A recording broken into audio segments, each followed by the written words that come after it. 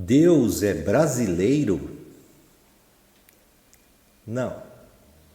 Moramos em um país onde existe a cultura do jeitinho. Tudo a gente dá um jeitinho brasileiro. A gente arruma daqui, a gente ajeita dali, nós negociamos aqui e dá um jeitinho.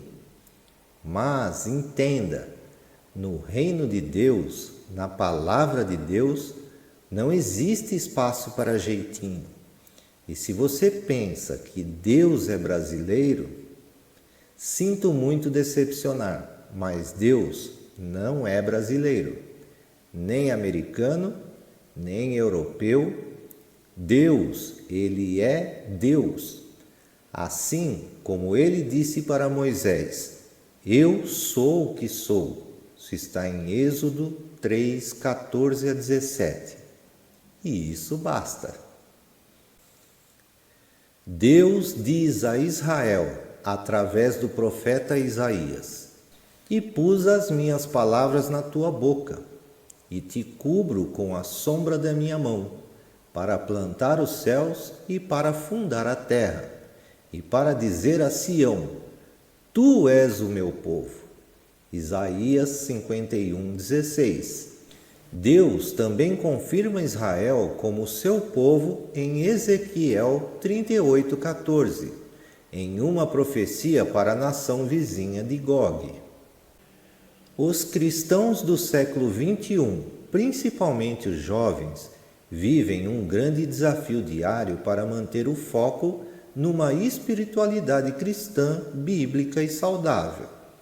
A cruz de Cristo, sem dúvidas, representou uma escola, um caminho que Jesus decidiu trilhar, o caminho da obediência e da fidelidade ao Pai. A espiritualidade cristã requer obediência. Em Mateus 4, o diabo propõe uma maneira para Jesus ser o Messias, um jeitinho brasileiro, como poderíamos dizer nos dias de hoje.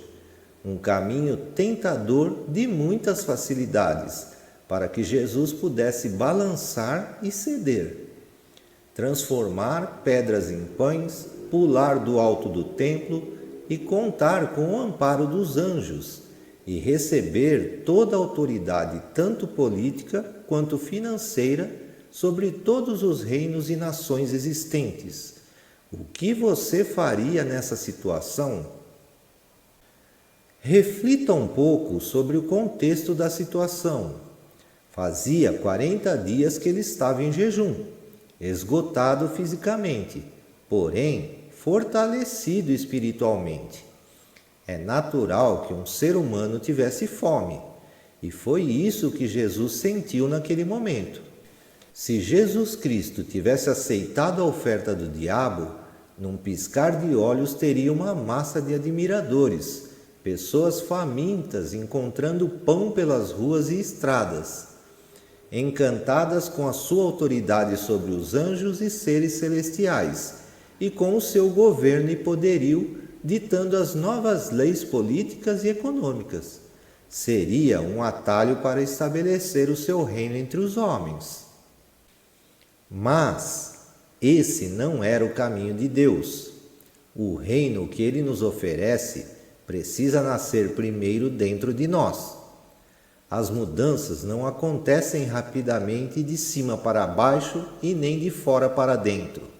É um reino que surge como uma pequena semente, que leva tempo para crescer e dar frutos. Não é imposto de maneira alguma, antes é aceito.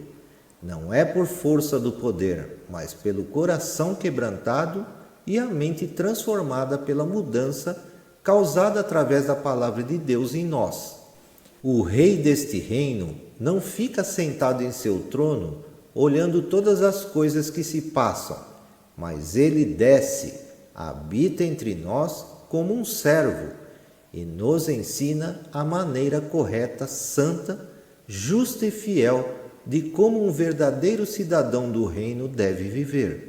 Isso está em Filipenses 2, de 5 a 7. Assim como Jesus, devemos sempre estar firmes na palavra, 1 Coríntios 16, 13, e sermos fiéis ao Pai em todo o tempo. Não se sinta inseguro ou com medo.